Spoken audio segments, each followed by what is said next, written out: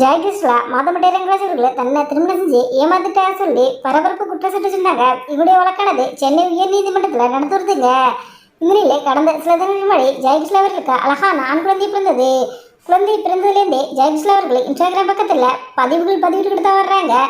அப்பாவை போலவே குழந்தைக்கும் முகத்தை உரிச்சு வச்சுக்கிட்டு அப்படின்ட்டு குழந்தையுடைய ஃபோட்டோக்கும் மாதம்பட்டி ரங்கராஜோடைய ஃபோட்டோவும் சேர்த்து இன்ஸ்டாகிராமில் ஷேர் பண்ணிட்டு தான் இருக்காங்க.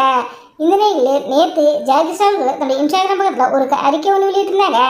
அதில் அவங்க என்ன சொன்னாங்கன்னா, மாதம்பட்டி ரங்கராஜ் அவர்கள் மகளிர் ஆணையத்தை முன் தன்னை இரண்டாவது திருமணம் செய்தது ஒத்துக்கிட்டதாகவும் அது என்னுடைய குழந்தை தான், அந்த குழந்தைக்கு நான் தான் அப்பா அப்படின்னு மாதம்பட்டி ரங்கராஜ் அவர்கள் சொன்னதாகவும் இன்ஸ்டாகிராம் ஸ்டோரியில் சொல்லியிருந்தாங்க. இந்த நிலையில் மாதம்பட்டி ரங்கராஜ் அவர்கள் இதை மறுத்து இப்போ அவருடைய இன்ஸ்டாகிராம் பக்கத்தில் ஒரு அறிக்கை ஒன்று வெளியிட்டிருக்காரு. அதில் அவர் என்ன சொல்லியிருக்காருன்னா, மகளிர் ஆணையத்தில் குறிப்பிடப்பட்டுள்ளபடி நான் எந்த ஒப்பந்தலையும் கொடுக்கல. நான் ஜாயை தன்னிச்சையாக திருமணம் செய்து கொண்டதாக ஒருவரும் ஒத்துக்கல அப்படிங்கிறத நான் திட்டவட்டமாக சொல்லுறேன். ஜாயினை அவதூறு செய்வதற்காக தனிப்பட்ட புகைப்படங்கள் மற்றும் வீடியோக்களை வெளியிடுவதாக பல முறை என்னை மிரட்டியிருக்காங்க. இந்த திருமணம் மிரட்டின் பேரில் தான் நடந்துச்சு. செப்டம்பர் 2025 1000 விளக்குகள் மகளிர் காவல் நிலையத்தின் புலனாய்வு அதிகாரி முன்பும் மாண்புமிகு சென்னை உயர்நீதிமன்றத்தின் விரிவான வாக்குமூலங்களை நான் ஏற்கனவே கொடுத்திருக்கேன். இந்த திருமணம் மிரட்டலின் பேரில் கட்டாயப்படுத்தப்பட்டு என்னிடமிருந்து படம் பறிக்கும் ஒரே நோக்கத்துடன் செய்யப்பட்டது என்பதை தெளிவாக சொல்றேன். கமிஷன் முன் நடந்த அடுத்தடுத்து நடவடிக்கையின் போது ஜாய் எனக்கு மாதத்திற்கு 1,50,000 ரூபாய் பராமரிப்பு தொகையாகும். தனது BMW காருக்கு 1,25,000 ரூபாய் மாதம் இஎம்ஐ செலுத்த வேண்டும் கோரிக்கை வச்சிருந்தாங்க.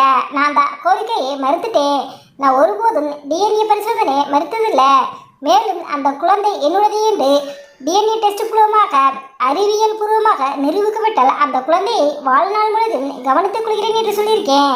இந்த வாக்குமூலம் ஏற்கனவே 1000 விளக்கு மகளிர் காவல் நிலைய விசாரணை அதிகாரி முன் செப்டம்பர் 2025 அன்றே பதிவு செய்யப்பட்டிருக்குது. மகளிர் ஆணையத்தின் பரிந்துரை உத்தரவில் குறிப்பிடப்பட்டுள்ளபடி நான் எந்த வாக்குமூலத்தையும் அளிக்கல. அந்த பரிந்துரை உத்தரவை எதிர்த்து நீதிமன்றத்தில் மேல்முறையீடு செய்வேன். மேலும் உண்மை நிறுவ அனைத்து ஆதாரங்களையும் சமர்ப்பிப்பேன். ஆணையத்தின் முன் நடந்த அனைத்தும் சட்டத்தின்படி நீதிமன்றத்தில் முறையாக சமர்ப்பிப்பேன் அப்படின்ட்டு அந்த அறிக்கையில் மாதம்பட்டி ரங்கராஜ் அவர்கள் சொல்லியிருக்காரு.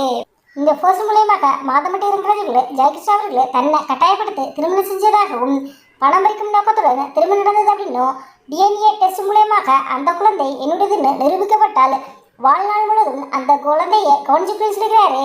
இந்த ஒரு விஷயம் தாங்க இப்போ சோசியல் மீடியாவில் பகிரப்பட்டு வயலாகி வருகிறது. மாதம்பட்டி ரங்கராஜ் அவர்களை பற்றி நீங்கள் என்ன நினைக்கிறீங்க அப்படிங்கிற உங்களுடைய கருத்துக்களை எங்களுடைய கமெண்ட்ஸில் கமெண்ட் பண்ணுங்க. இந்த வீடியோ உங்களுக்கு பிடிச்சிருந்தா ஹைப் பண்ணுங்க, ஷேர் பண்ணுங்க, கமெண்ட் பண்ணுங்க. மறக்காம 2 2 சப்ஸ்கிரைப் பண்ணுங்க.